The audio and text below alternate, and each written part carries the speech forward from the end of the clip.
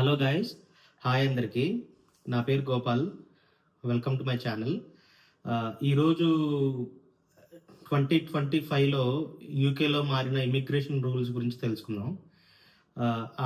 ఆ మారిన రూల్స్ ఇక్కడ ఉన్న వాళ్ళకి ఎలా ఎఫెక్ట్ అవుతున్నాయి అండ్ కొత్తగా వచ్చే వాళ్ళకి ఎలా ఎఫెక్ట్ అవుతున్నాయో దాని గురించి మాట్లాడదాం. సో ఈ 2025లో మారిన రూల్స్లో ఫస్ట్ దాని గురించి మాట్లాడుకుందాం.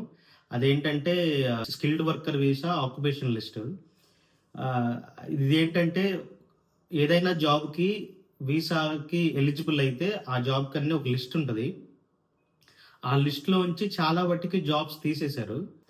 ఆ ఆక్యుపేషన్ లిస్ట్లో ఉన్న జాబ్స్లో కొన్ని వరకు తీసేశారు. తీసేసిన జాబ్స్ వెరీ లో లో స్కిల్ జాబ్స్, అంటే డిప్లొమా వాళ్ళకి, ఐ మీన్ 10th క్లాస్ నుంచి ఆ క్వాలిఫికేషన్ ఉన్న వాళ్ళకి సరిపడా జాబ్స్ తీసేశారు. ఇప్పుడున్న జాబ్స్ అన్ని మినిమం బ్యాచిలర్స్ డిగ్రీ లెవెల్లో ఉన్న జాబ్సే ఉన్నాయి. ఆర్క్యూఎఫ్ లెవెల్ 6 అంటారు. అక్కడ నుంచి వాళ్ళకి ఏదైతే ఎలిజిబుల్ జాబ్స్ ఉన్నాయో ఆ జాబే ఈ ఆక్యుపేషన్ లిస్ట్లో ఉన్నాయి. దాని కింద ఆ లెవెల్ కన్నా కింద ఉన్న జాబ్స్ అన్ని తీసేశారు. సో ఇది ఎలా ఎఫెక్ట్ అవుతుందంటే ఇక్కడ ఉన్న వాళ్ళకి, ఐ మీన్ ఇమిగ్రేషన్ ఉన్న వాళ్ళకి బ్యాచిలర్స్ కన్నా తక్కువ క్వాలిఫికేషన్ లెవెల్ ఉన్న వాళ్ళకి ఎఫెక్ట్ అవుతుంది. ఎందుకంటే వాళ్ళకి సంబంధించిన జాబ్స్ వాళ్ళకి ఏదైనా జాబ్ వచ్చినా కానీ ఆ వీసాకి ఎలిజిబుల్ అవ్వదు ఆ జాబ్. సో వాళ్ళకి వీసా రావటం కష్టం అవుతుంది. అండ్ కొత్తగా వచ్చే వాళ్ళకి ఏంటంటే మోస్ట్లీ మన ఇండియన్స్కి, మన తెలుగు వాళ్ళకి మోస్ట్లీ మన బ్యాచిలర్స్ అయిపోయిన తర్వాతే యూకేకి వస్తారు. మాస్టర్స్కి కానీ ఇంకా ఏదైనా పిహెచ్డి కోర్సుకి కానీ ఇలాంటి వాటికి కానీ. దానికన్నా తక్కువ క్వాలిఫికేషన్కి కూడా వస్తారని నాకు తెలియదు. ఎవరైనా వస్తే వాళ్ళకి మాత్రం ఎఫెక్ట్ అవుద్ది. మోస్ట్లీ బ్యాచిలర్స్ వాళ్ళే వస్తారు కాబట్టి ఈ ఆక్యుపేషన్ లిస్టు నాకు తెలిసి పెద్దగా ఏమి కొత్తగా వచ్చే వాళ్ళకి కూడా ఎఫెక్ట్ అవ్వదు. అండ్ ఇంకొక రూల్ ఏంటంటే, ఇప్పుడు వర్క్ వీసాకి ఎలిజిబుల్ అవ్వాలంటే శాలరీ రిక్వైర్మెంట్స్ పెంచారు. ఒకప్పుడు 33,000 ఎంతో ఉండేది. సంథింగ్ నాకు ఎగ్జాక్ట్ నెంబరు ఇక్కడ పెడతాను.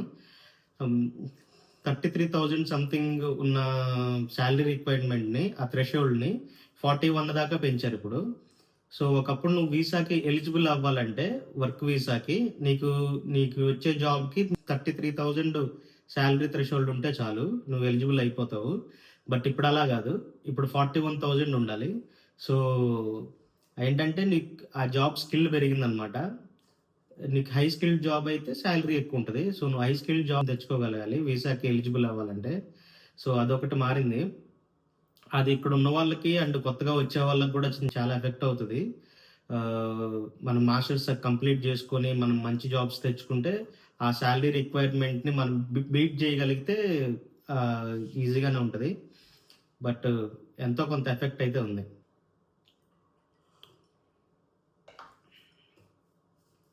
ఇంకొక మారిన రూల్ ఏంటంటే సోషల్ కేర్ వర్కర్స్ది ఇంతకుముందు ఫారెన్ నుంచి తెచ్చుకునేవాళ్ళు, ఐ మీన్ మన ఇండియా నుంచి కూడా తీసుకొచ్చేవాళ్ళు. కేరళ వాళ్ళు నార్త్ సైడ్ వాళ్ళు ఎక్కువ వస్తారు దీనికి కేర్ వర్కర్స్గా.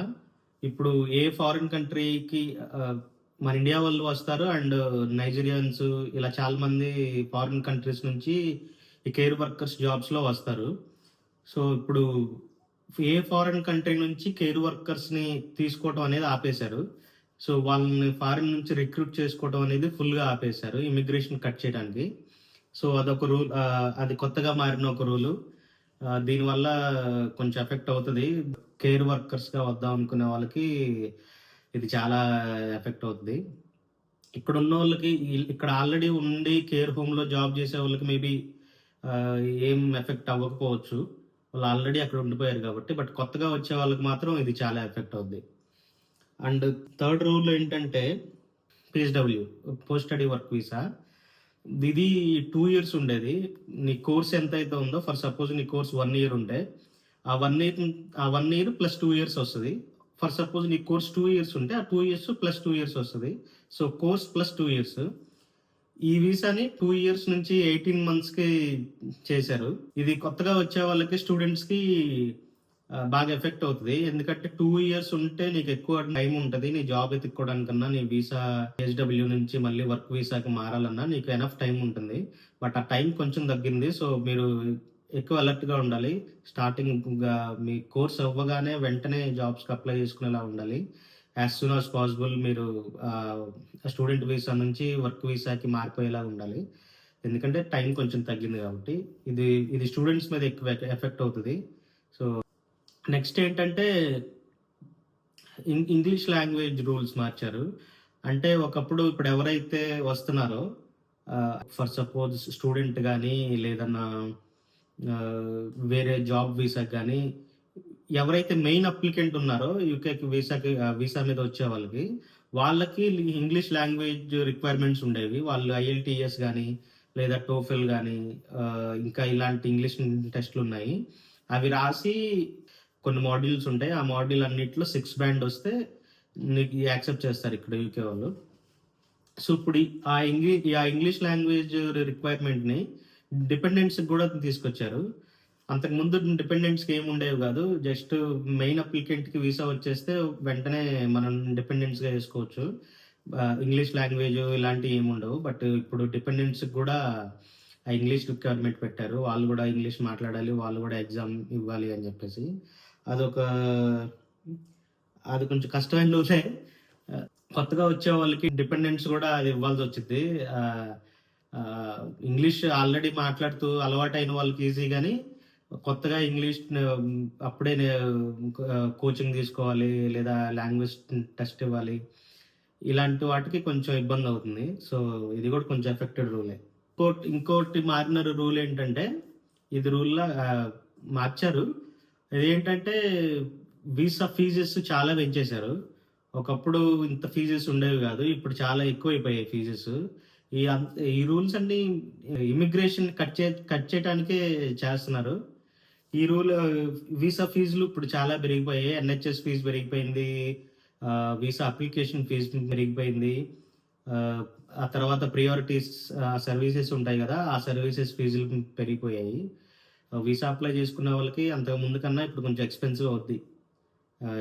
ఇక్కడున్న వాళ్ళకైనా గానీ, లేదంటే ఇండియా నుంచి అప్లై చేసుకునే వాళ్ళకైనా గానీ, ఈ వీసా ఫీజులు అవి ఆల్రెడీ పెరిగినయే వస్తాయి. ఇక్కడ వాళ్ళకైనా, ఇండియా నుంచి వాళ్ళకైనా. So, now little bit more expensive. ఇంకోటి ఐఎల్ఆర్. ఇదే హాట్ టాపిక్ అన్నిటిలో. దీని మీద ఇంకా కన్ఫర్మేషన్ రాలేదు. ఇదేంటంటే ఐఎల్ఆర్ 5 ఇయర్స్ ఉండేది. ఇప్పుడు నువ్వు 5 ఇయర్స్ వర్క్ వీసా మీద లీగల్‌గా ఉంటే, ఆ తర్వాత పీఆర్ వస్తది. ఇప్పుడు దాన్ని 5 నుంచి 10 ఇయర్స్ చేస్తున్నారు. అంటే నువ్వు 10 ఇయర్స్ ఒక వర్క్ వీసా మీద నువ్వు లీగల్‌గా 10 సంవత్సరాలు ఉండాలి. ఈ లోపల పుణ్యకాలం పూర్తయిపోద్ది. సో, ఇది ఇంకా కన్ఫర్మ్ కాలేదు. బట్ ఇదొక ప్రపోజల్. ఇంకా గవర్నమెంట్ నుంచి ఏ జీవో పాస్ అవ్వలేదు దీని గురించి. చూడాలి ఎలా ఉంటుందో.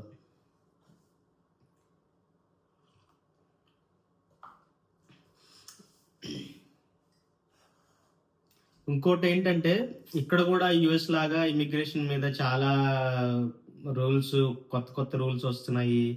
అండ్ మొన్న లండన్‌లో ఒక ర్యాలీ చేశారు. దాదాపు 1,00,000 పీపుల్ వచ్చారు ఆ ర్యాలీకి. ఏంటంటే ఎళ్ళిపోమని. యూకేలో కొత్తగా ఒక పార్టీ రీఫార్మ్ అయింది. ఒక పొలిటికల్ పార్టీ. వాళ్ళు ఇమిగ్రేషన్ మీద చాలా కోపంగా ఉన్నారు. ఎక్కడ వాళ్ళో వచ్చి ఇక్కడంతా చేస్తున్నారు. ఇక్కడ మాకు జాబ్స్ లేవు. లేదా ఇక్కడ ఉన్న హౌసెస్ అంతా వాళ్ళే ఉంటున్నారు. మా స్ట్రీట్స్‌లో వాళ్ళే ఉంటున్నారు. మాకు సేఫ్టీ లేదు. ఇలాంటియన్నీ స్లోగన్స్‌గా చేసుకొని వాళ్ళు ర్యాలీ చేశారు. అక్కడ దానికి చాలా మంది పార్టిసిపేట్ అయ్యారు. సో, ఇక్కడ గూడా ఇమిగ్రేషన్‌కి ఇప్పుడు కొంచెం చాలా ఇబ్బందిగా ఉంది. కొంచెం గాదు. మీరొచ్చే ముందు ఇంకొకసారి ఆలోచించుకోండి. మనం ఇలా కంట్రీకెళ్తున్నాం. ఆ కంట్రీలో జాబ్ మార్కెట్ ఎలా ఉంది? ఆ పరిస్థితి ఎలా ఉంది?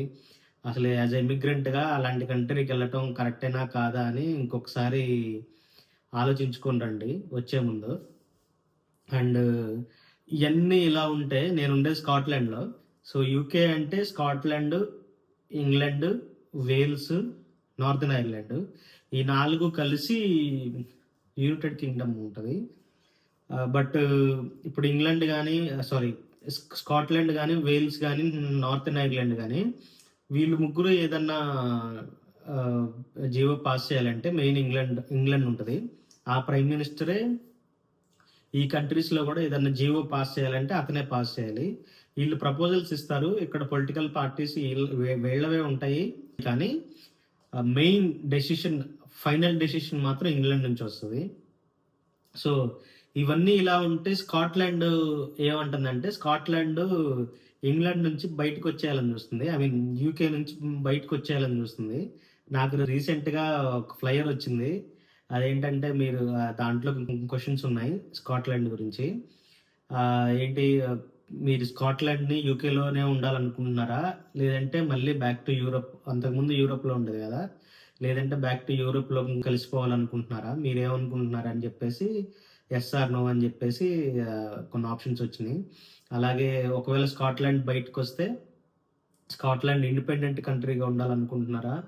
లేదంటే మళ్ళీ యూరోప్‌లో కలిసిపోతే బావుండనుకుంటున్నారా అని ఇంకోటొచ్చింది. ఇలాంటివన్నీ ఇప్పుడు స్కాట్లాండ్ సెపరేట్‌గా వచ్చేద్దామని చూస్తుంది బయటికి. యూకేతో అవ్వట్లేదని. కొన్ని ర్యాలీస్ గూడా జరిగాయి. ఇక్కడ గూడా స్కాట్లాండ్, గ్లాస్గోలో, ఎడిన్‌బరాలో అక్కడ. సో, నెక్స్ట్ ఎలక్షన్‌లో ఒకవేళ స్కాట్లాండ్ బయటకొస్తే రావచ్చు. చెప్పలేము ఎలా ఉంటదో. అండ్ స్కాట్లాండ్ ఈ ఇమ్మిగ్రేషన్ మీద జరిగే ఈ ఈ ఇలాంటి సిట్యుయేషన్‌లో స్కాట్లాండ్ ఒక ప్రపోజల్ పెట్టింది. అదేంటంటే graduate visa. So, graduate visa same PHW లాంటిదే.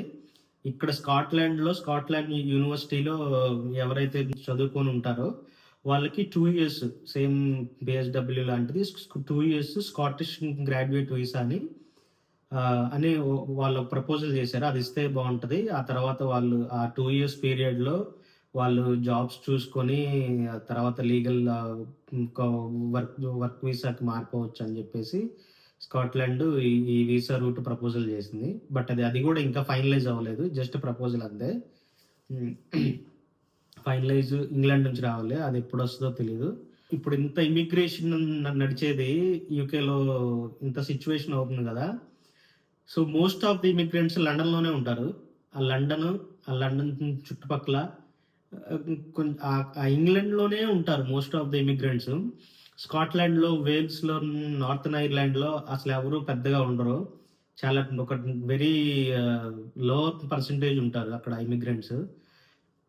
వాళ్ళకేంటంటే స్కాట్లాండ్‌కి గాని, వేల్స్‌కి గాని, నార్తర్న్ ఐర్లాండ్‌కి గాని, నాకు నార్తర్న్ ఐర్లాండ్, వేల్స్ గురించి పెద్ద ఐడియా లేదు. బట్ స్కాట్లాండ్ ఏంటంటే మీరు ఇమిగ్రెంట్స్ మీద ఇన్ని సిట్యుయేషన్ చేసి ఇమిగ్రెంట్స్‌ని రాకుండా చేస్తున్నారు.